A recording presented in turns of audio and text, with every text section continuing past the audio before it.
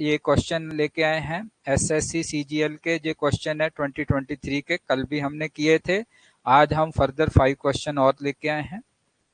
तो आप स्टूडेंट्स हमारे साथ बने रहें सो दैट कि हम ये जो आपको कुछ सिखा रहे हैं वो अच्छे से सिखा सकें और आप सीख सकें।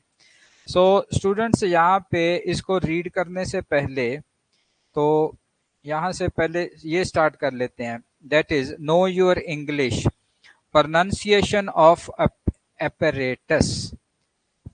प्रोनाउंसिएशन है एक ऐसा टॉपिक है जिसपे आप कह सकते हो कि भाई अमेरिकन लोग अलग से बोलते हैं, ब्रिटिश एक्सेंट अलग से है, इंडियन एक्सेंट अलग से है। बट नाउ अब because of internet we are universally or globally connected. We can talk to each other whether we are talking to American person or a British person, we can talk। तो हमें उनका accent जो है वो समझने की जरूरत है, but it does not mean that we have to follow their accent. हमें अपना ही एक्सेंट जो है यूज करना है, या हमें जो लगता है कि वो प्रॉपर उसको यूज करना है। So in this in this there is a word apparatus। Apparatus, how it is being pronounced? So a, first a is pronounced like the a in man, a man, a app, तो इस तरह से आएगा app। Second a and you are pronounced like a in India, India, तो a, तो फर्क आएगा ना। ए वर्ड सेलेबल जो है ए ही है, पर साउंड उसकी अलग अलग है। एप एप एप रे, third is pronounced like a in rate, apparatus, ये प्रोनाउंसिएशन है। The stress is on third saleable, so it is apparatus. तो इस तरह से बोलना है। तो ये एक ड्रिल है कि प्रोनाउंसिएशन भी हमने कैसे करनी है वो। बट इन अमेरिकन इंग्लिश वो जैसे एट रेट बोलते हैं ना, रेट नहीं बोलते, वो सारे सीधे एक ही। In American English the third pronounced like a in man।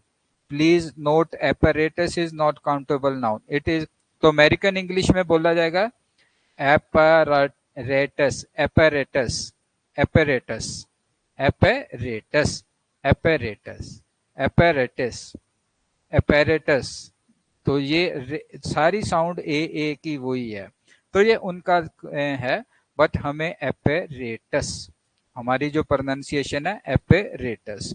और सेकंड ये बताया कि it is not a countable noun, uncountable noun है। तो ये इस तरह से आया। सेकंड आया है एक्सेप्शनेबल एंड एक्सेप्शनल। अब ये दो वर्ड्स हैं, तो इनको भी हम इंटरनेशनल लेवल पे समझेंगे। व्हेन वी से एक्सेप्शनेबल, एक्सेप्शनेबल नोट कर लें अपने। ये जितने पॉइंट्स हैं आप कॉपी में नोट करें, 5-5 पॉइंट्स से हम ज्यादा नहीं ले रहे, बट ये बहुत इंपॉर्टेंट है आपकी वोकैबुलरी को इंक्रीज करने के लिए। एक्सेप्शनेबल का मतलब होता है मीन्स ऑब्जेक्शनेबल, मीन्स ऑब्जेक्शनेबल। तो ऑब्जेक्शनेबल जैसे his speech was most exceptionable, means उसने कुछ ऐसा ऑब्जेक्शनेबल बोला है, तो उसके लिए हम एक्सेप्शनेबल वर्ड यूज करेंगे। Now exceptionable is a formal word and is rarely used nowadays. ये कहता है कि ये अब वर्ड जो है ना, ये आजकल नहीं यूज होता है, तो हम यूज करते हैं एक एक्सेप्शनल। तो exceptional means very unusual, outstanding, जो नॉर्मल ना हो, आउटस्टैंडिंग हो, एक्स्ट्रा ऑर्डिनरी हो, उसको हम एक्सेप्शनल बोलते हैं। तो ये वर्ड आप याद रखना, शी हैज एक्सेप्शनल टैलेंट्स। तो उसमें एक exceptional, outstanding, extra ordinary talent है। कॉफी इज एक्सेप्शनली गुड, जो कॉफी बनी है वो बहुत ज्यादा अच्छी बनी है। तो इस वे में, तो जहां एक्सेप्शनेबल को यूज किया हमने ऑब्जेक्शनेबल में, एक्सेप्शनल यूज किया तो बिल्कुल ही अलग सेंस में हमने यूज करना शुरू कर दिया। इन अमेरिकन इंग्लिश में क्या है, exceptional is also use to refer physically handicapped children. तो अमेरिकन इंग्लिश में हम फिजिकली हैंडीकैप्ड बच्चों के लिए भी एक्सेप्शनल यूज कर लेते हैं। There should be special schools for exceptional children. तो यहाँ पे एक डिफरेंट मीनिंग में आ गए हम। It is the context which will tell us in sense exceptional is used. कौन से कॉन्टेक्स्ट में हम यूज कर रहे हैं सेंटेंस को, तो वहां पे देखेंगे कि एक्सेप्शनल का मीनिंग क्या आता है। और ब्रिटिश इंग्लिश में एक्सेप्शनल का मतलब वही है, वेरी अनयूजुअल, आउटस्टैंडिंग। तो इस तरह से आप अब एक्सेप्शनल वर्ड जो है, एक्सेप्शनेबल, ऑब्जेक्शनेबल था, एक्सेप्शन उसको भी हमने देखा अलग अलग मीनिंग में, वेरी अनयूजुअल, आउटस्टैंडिंग, और एक्सेप्शनल चिल्ड्रन मतलब जो फिजिकली हैंडीकैप्ड बच्चों के लिए वो भी यूज कर रहे हैं। Then there is a idiom that is to come upon something. So to come upon somebody or something means to meet और find something somebody by chance। आप कहीं जा रहे हो, रास्ते में कोई दोस्त अचानक से मिल गया, तो हम कहेंगे to come upon something। I come upon him, मैं अचानक उसे मिला, when I was returning from the station, जब मैं स्टेशन से वापस आ रहा था। तो I came upon him when I was returning from station। तो ये एक फॉर्मल एक्सप्रेशन है। बट जब हम इसको रिटर्न की बजाय अगर हम वर्बल यूज कर रहे हैं, तो आजकल यूज हो रहा है come across. I came across him when I was returning from the station. तो ये ज्यादा अब यूज होना शुरू हो गया, कम अक्रॉस। तो ये भी ध्यान में रखें, कम अक्रॉस कम अपॉन से ज्यादा यूज हो रहा है। मतलब क्या है कि अचानक कुछ मिल जाना, किसी को मिल लेना। अब नेक्स्ट आता है G difference between ceremony and function. तो ये दो वर्ड हैं, इनको क्लियरिफाई किया गया। हम कहते हैं कि ये सेरेमनी में जाना है या ये फंक्शन है। तो किस तरह से, ceremony is a special action और set of action done specially by priest और official etcetera at a particular time in a particular place or a particular purpose, usually formal or and often religious। किसी पुजारी द्वारा, मतलब मंदिर के पुजारी द्वारा किए जाने वाले कर्म कांड को सेरेमनी कह सकते हो आप, ठीक है।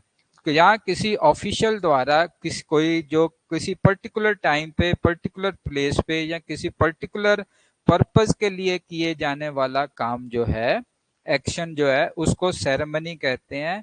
ये जनरली फॉर्मल होती है और रिलीजियस, जनरली ये रिलीजियस सेरेमनीज के लिए यूज होती है, religious ceremony.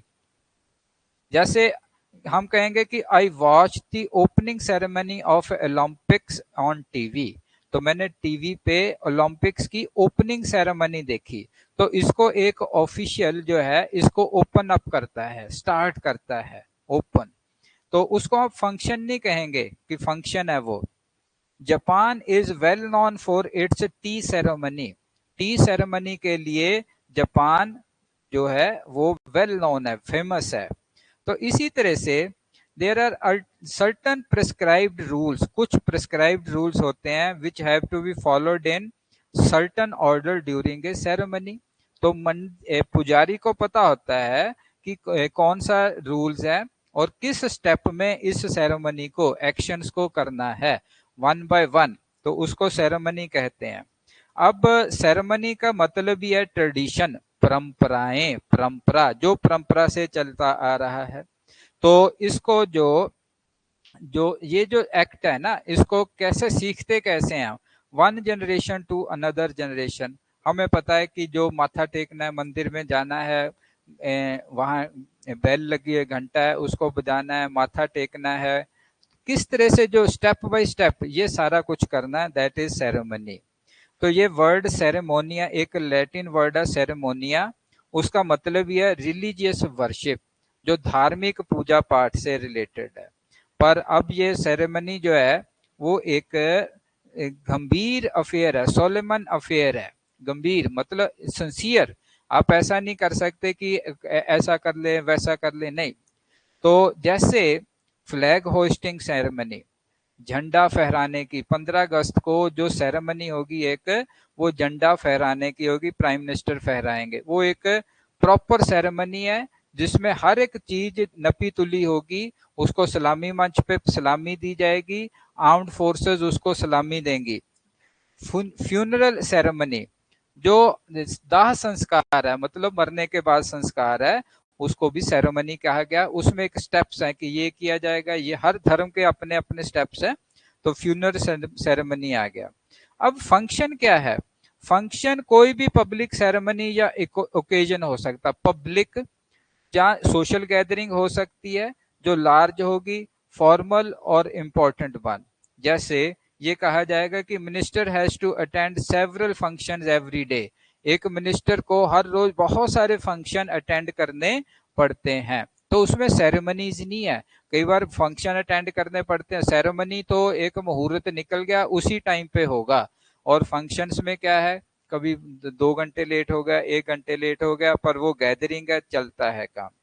So the firm has been declared hit film. So a film has been declared hit, तो फिल्म हिट हो गई है। So the producer is inviting all stars to a grand function. तो film के producer ने सारे stars को बुलाया है कि एक बहुत बड़ा फंक्शन करेंगे, ग्रैंड फंक्शन। सेरेमनी नहीं है। ये सेरेमनी कब होगी फिल्म की? जब उसको रिलीज किया जाता है तो वहां सेरेमनी की जाती है। कोई पूजा पाठ कर दिया जाता है, नारियल फोड़ा जाता है, किसी भी तरह से वो सेरेमनी होती है। पर जब अब जो है एंजॉय करने के लिए फंक्शन, सीरियस जो है, मतलब पंडित जी को बुलाया है, नारियल तोड़ना है, वो एक serious sincere function, sincere action है, उसको सेरेमनी कहेंगे। जैसे हम कहते हैं the inaugural function was boring. तो शुरू का जो इनॉग्रल फंक्शन था वो बड़ा बोरिंग था। ठीक है, तो ये सेरेमनी नहीं है। दो a function can either be, ये फंक्शन फॉर्मल भी हो सकता है, इनफॉर्मल भी हो सकता है। फॉर्मल मतलब जैसे शादी ब्याह है, इनफॉर्मल है हमने कोई वैसी पार्टी की। It is not always Solomon affair, ये कोई गंभीर मसला भी नहीं है हमेशा। सेरेमनी हमेशा सिंसियर रहेगी, ये गंभीर भी हो सकती है। It was a pleasant function, तो ये प्लेजेंट फंक्शन था, खुशगवार फंक्शन था।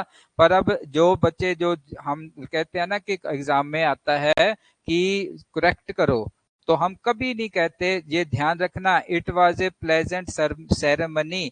सेरेमनी को हम कभी नहीं कहते प्लेजेंट है या अनप्लेजेंट है। सेरेमनी सेरेमनी है, जैसी भी है। तो उसको ये कह सकते हैं कि इम्प्रेसिव सेरेमनी है या अनइम्प्रेसिव सेरेमनी है, पर ये कहीं नहीं कहते कि प्लेजेंट सेरेमनी है। ओके। अब एक वर्ड जो आया है, ये पब्लिश हुआ था, ये आर्चीव से आया, मतलब रिकॉर्ड आर्कीव से 22 सितंबर 1992 का एक वर्ड जो इन्होंने दिया, वही हम देखेंगे। लिम्पिड। लिम्पिड जो है, इसका मतलब है क्लियर, साफ, bright, transmitting light, transmitting light, light जिसमें से निकल सकती हो। Able to be seen through with clarity, जिसके आर पार क्लैरिटी से देखा जा सकता हो। ट्रांसपेरेंटली क्लियर, ट्रांसपेरेंटली क्लियर, जैसे शीशा है ना वैसा क्लियर होना। इजिली अंडरस्टैंडेबल, जिसको आसानी से समझा जा सके। तो इसके सिनोनिम तो यही है, ट्रांसपेरेंट। ट्रांसपेरेंट, शीशा ट्रांसपेरेंट होता है। और इसका एक है ल्यूसिड, क्रिस्टल क्लियर, ये सिनोनिम्स हो गए।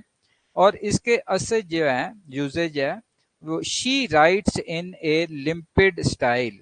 तो लिम्पिड स्टाइल मतलब वो बड़ी क्लियर और तरीके से लिखती है, जिसको अंडरस्टैंड करना बड़ा आसान होता है। तो ये वर्ड आपने सीखा, ये दी हिंदू का ही दिया हुआ वर्ड है, द लिम्पिड। अब हम कुछ वर्ड्स अपने भी इसमें से देखेंगे। तो उनको 5 वर्ड्स हैं, आप इनको नोट करें, जो 5 वर्ड्स हम इसमें करेंगे। फर्स्ट वर्ड है अनयूजुअल। अनयूजुअल वर्ड आया, उसका मीनिंग था नॉट एक्सपेक्टेड और नॉर्मल। तो नॉर्मल जो नहीं है तो उसको क्या कहेंगे, सिनोनिम में हम कहेंगे इट इज अनकॉमन, जो कॉमन ना हो, एक्स्ट्रा ऑर्डिनरी, एनॉमली, एनॉमलीज ये केमिस्ट्री में हम वर्ड यूज कर लेते हैं कि कुछ नॉर्मल से हट के जो बिहेवियर है, दैट इज एनॉमली। एनोनिम, इसके एनोनिम कौन से आएंगे? अनकॉमन का उल्टा कॉमन, अनयूजुअल का उल्टा यूजुअल, एक्स्ट्रा ऑर्डिनरी का उल्टा ऑर्डिनरी। तो ये इस दोनों, ये हो गया अनयूजुअल। अब ये एक ईटीसी लगा होता है, एटसेट्रा, ये लैटिन वर्ड है, इसका एक्चुअल प्रोनाउंसिएशन है एटसेट्रा, एटसेट्रा। एटसेट्रा का मतलब है कि जब लास्ट में एटसेट्रा लिख देते हैं तो उसका मतलब and the rest of thing, और जितनी भी चीजें हैं उनका एक ही में कर दिया। हिंदी में हम लिख देते हैं साथ में आदि, आदि, and the other things. Third जो है प्रेस्क्राइब, ये भी लैटिन वर्ड है जिसको पेरे और स्क्राइबर, जो इसको हम कहेंगे बिफोर एंड स्क्राइबर, मतलब इंस्क्रिप्शन से आया वर्ड, दैट इज राइट। तो प्रीस्क्राइबर डायरेक्ट इन राइटिंग, तो इसका इससे पहले वर्ड बना prescribe, that is direct in writing, सीधा लिखना। फिर बना प्रिस्क्राइब, अब इसका मतलब है confine a within bound, एक लिमिट में बांधना। देखो मीनिंग चेंज हो गया ना, रिटर्न में कर दिया। तो इसका मतलब क्या था, पहले जो थे मतलब कोई राजा है, जब लिखना पढ़ना नहीं था तो वो कुछ बोलेगा तो उसके कुछ भी मतलब निकाले जा सकते हैं, पर अब जब रिटर्न में आ गया तो उसके एग्जैक्ट मतलब निकलेंगे, वो confine with in A bound हो गया। तो प्रिस्क्राइब कौन क्या करते हैं? डॉक्टर हमें मेडिसिन प्रिस्क्राइब करता है, लिखता है, जब बताता है कि कौन सी मेडिसिन हमें या ट्रीटमेंट लेना चाहिए। टू से समथिंग मस्ट बी डन, ऐसे भी प्रिस्क्राइब किया, टीचर ने भी कुछ सलाह दी, प्रिस्क्राइब किया कि ये जरूर करना चाहिए, तो आपको रोज सैर करनी चाहिए, प्रिस्क्राइब कर दी। तो सिनोनिम क्या आगे इसके? ऑर्डर दिया है या एडवाइस किया है, डॉक्टर एडवाइस देता है, कई बार ऑर्डर भी देता है, डायरेक्शन देता है, डिक्टेट करता है, ये सिनोनिम्स में आ गए। इनके उल्टा एनोनिम्स, एनोनिम्स में है कंफ्यूज कर देना, सीधी कोई डायरेक्शन ना देना, करो ना करो आपकी मर्जी, या मना करना, डिसअलाउ। प्रेस्क्राइब है कि ये करो, मना करना है डिसअलाउ। और एक और वर्ड है प्रोस्क्राइब, अभी प्रेस्क्राइब और प्रोस्क्राइब। प्रोस्क्राइब का मतलब है कि किसी चीज को ये कह के मना करना है कि ये खतरनाक है, अनलॉफुल है, नुकसानदायक है, तो मना करना।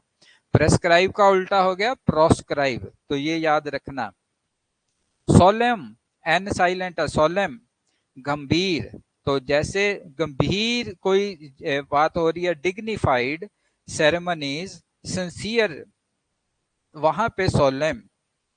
इसका उल्टा है सिंसियर से इनसिंसियर हो गया, मतलब हंसी मजाक वाला, कि सिंसियर होके नहीं पार्टिसिपेशन कर रहा, बस हंसी में लाइट हार्टेड ले लिया, जॉयफुल, चीयरफुल, इस वे में चला गया, खुशी खुशी कर रहा है, नहीं, कुछ गंभीर चीजें गंभीरता से करनी पड़ती हैं। ठीक है, तो जब पंडित जी कोई गंभीर सेरेमनी कर रहे हैं तो वहां पे आप हंसी मजाक नहीं कर सकते, वो अच्छा नहीं लगता, इट इज सोलेमन। इनऑग्रल, लास्ट वर्ड हम देखेंगे, लास्ट वर्ड है मार्किंग ए बिगनिंग, शुरुआत करना। इनॉग्रेट का मतलब होता है ऑग्रे, इन ऑग्रे, ये लेटिन वर्ड से आया, टू इंक्रीज, बढ़ाना, ये ऑगस्ट बन गया आगे जाके। तो इसका मतलब है वन हु फर्दर्स ग्रोथ, जो आगे बढ़ाए। जब one who seize favourably omens और सक्सेस, जो जिससे मतलब जो सक्सेस को और शुभ चिन्हों को देखे। फिर इसके बाद आया ग्रोथ और increase owing to grow god's favour, देवताओं से कोई फेवर लेना, आशीर्वाद लेना, फिर बढ़ना, फेवरेबल वन। तो फेवरेबल ओमन, जो फेवरेबल ओमन मतलब शुभ संकेत, शुभ। तो इनॉग्रेशन क्या होती है कि मार्किंग ए बिगनिंग, मतलब शुभ संकेत कि अब हम आगे बढ़ेंगे, तो हमारा जो काम है वो अच्छे से हो, तो हम उसको इनॉग्रेट कहते हैं। अब इस सेंस में लिया जाएगा इनॉग्रेट। तो हमने देखा कि ये सदियों से ये वर्ड किस तरह से चेंज होते हुए, मीनिंग चेंज होते आज किस तरह से बने हैं। तो जी अब हम लास्ट में चलते हैं जी। क्वेश्चन है एसएससी सीजीएल 14 जुलाई 2023 में ये आया है। अब इसमें जो फर्स्ट है कि सिलेक्ट द मोस्ट अप्रोप्रिएट एनोनिम of the underline word in the given sentence. तो अंडरलाइन वर्ड है हमारे पास servile. Henry is so servile that other people take advantage of him. तो यहां से आप समझो कि सर्वाइल का मीनिंग आपको वैसे नहीं पता लगेगा, अगर आपकी रीडिंग अच्छी है ठीक है, पर अदरवाइज ये टफ में आ जाएगा। अब टफ को आसान बनाना है। टफ को साथ हमने ये देखा कि इसका सारा मीनिंग तो यहाँ पे है। Servile is a person who servile is a person for whom other people take advantage, जिसका दूसरे लोग फायदा उठा लेते हैं उसको सर्वाइल कह देते हैं। अब सर्वाइल में जिसका फायदा उठा लेते हैं, तो अब नीचे देखें, शीपिश होता है भेड़ की तरह, साऊ कह लो या भेड़िया की तरह डरपोक कह लो। कनिंग होता है, जो कनिंग है कि वो जो आप कह लो कि धोखेबाज है, कमीना, जिसको हिंदी में प्रॉपर कहेंगे कमीना। बिकरिंग होता है, बिकर होता है कि फालतू की बातें करने वाला, इधर उधर की बातें छोड़ने वाला, फालतू की बातें करने वाला बिकरिंग। तो अनइम्पोर्टेंट थिंग्स पे आर्गू करने वाला, आर्गू ऑन अनइम्पोर्टेंट थिंग्स। तो अब यहाँ पे आपको सीधा सीधा ही मतलब आएगा कि किसको कहेंगे। This is answer arrogant. Arrogant, arrogant का होता है घमंडी, घमंडी, ठीक है, गर्व करने वाला, उसका कोई फायदा नहीं उठाता। Next is one word substitution, a thing fit to eat. बड़ा इजी है, इसको मैं इजी में कहूंगा, आप खुद भी देख सकते हो। एलिजिबल, डाइजेस्टिबल, क्योरेबल, एडिबल, ये चार वर्ड हैं। एलिजिबल तो मतलब ही नहीं बनता यहाँ पे कि एलिजिबल, एलिजिबिलिटी होती है योग्यता। डाइजेस्टिबल जो हजम हो जाए, क्योरेबल जिसको ठीक किया जा सके, एडिबल जो खाया जा सके। तो ये इसका आंसर है, a thing fit to eat. That means जो एसएससी के ये क्वेश्चन आ रहे हैं, अगर किसी स्टूडेंट ने बहुत ज्यादा स्टडी भी नहीं की, at the point examination point में वो थोड़ा सा दिमाग लगा के काम कर रहा है, तो उसको क्वेश्चन वो कर सकता है। अब है most appropriate meaning of the given idiom lily livered. इसको मैं टफ कैटेगरी में रखता हूं कि टफ कैटेगरी है।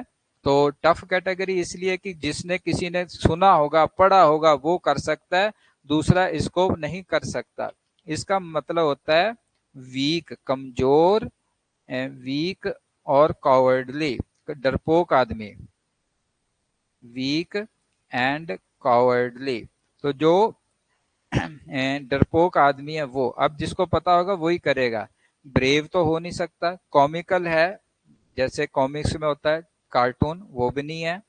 नॉट ब्रेव होगा, नॉटी शरारती ये नहीं है। तो इसको हम टफ कैटेगरी में रखेंगे कि ये टफ कैटेगरी में, यहाँ गलती होने के चांसेस ज्यादा हैं।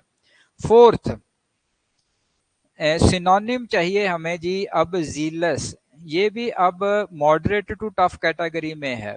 मॉडरेट इसलिए क्योंकि ये बहुत बार आया हुआ है, तो स्टूडेंट्स जनरली पढ़ के जाते हैं इसको। टफ इसलिए है क्योंकि ये अब कई बार इंग्लिश है, तो हम इजी में तो नहीं, जहाँ तो बच्चे को मॉडरेट लगे या टफ, इजी नहीं कह सकता। जीलस होता है बड़ी जिद्दत शिद्दत से किसी काम को करना। तो अब इनडिफरेंट, इनडिफरेंट का मतलब होता है कि कोई परवाह नहीं, ठीक है जी, कुछ हो रहा नहीं हो रहा। पैथेटिक कि किसी को कुछ भी हो, मेरे को कोई लेना देना नहीं है, ये हो गया। तो ये दो मीनिंग तो बन ही नहीं रहे। डिटैच होता है कि किसी से टूट जाना, हम डिटैच हो गए, वो नहीं। इसका मतलब इंथोसियास्टिक, जीलस का मतलब बड़ी शिद्दत से काम करना, इंथोसियास्टिक का मतलब उत्साह पूर्वक। अब आगे बात करते हैं, select the most appropriate action that can be substitute the underlined. तो persuade, she had an ability to persuade other. Persuade होता है कि दूसरे को अपनी बातों से इंप्रेस कर देना, तो ये सीधा ही आ गया ना, इंप्रेस ये है। हॉल्ट होता है रुकावट पैदा कर देने, सप्रेस होता है किसी को दबा देना, आउटरेज होता है गुस्सा निकालना। तो ये तीनों ही नहीं है। तो इसको हम इजी टू, हम कहेंगे इजी टू मॉडरेट में हम रख सकते हैं, जो नॉर्मल सा वर्ड है ये। तो इस तरह से स्टूडेंट्स ये हम जो डिस्कस करने का मतलब ये है कि जहाँ पे जब आपका एग्जामिनेशन होगा, जिसका मतलब ये नहीं कि बड़े टफ बातें आ रही हैं, नॉर्मल बातें हैं, आराम से आप कर सकते हो, कूल माइंड के साथ करोगे तो कुछ नंबर और बढ़ा लोगे। तो यहाँ पे हम एंड करते हैं स्टूडेंट्स आज का। आपने अगर चैनल को सब्सक्राइब नहीं किया, आप करें, और टेलीग्राम ग्रुप में मेंशन किया, टेलीग्राम ग्रुप है डिस्क्रिप्शन में मेंशन, आप उसको ज्वाइन करें। और अगर आपको हमारा ये एफर्ट्स ठीक लगी, अच्छी लगी, आप लाइक करें, शेयर करें और कमेंट करें। Thank you students.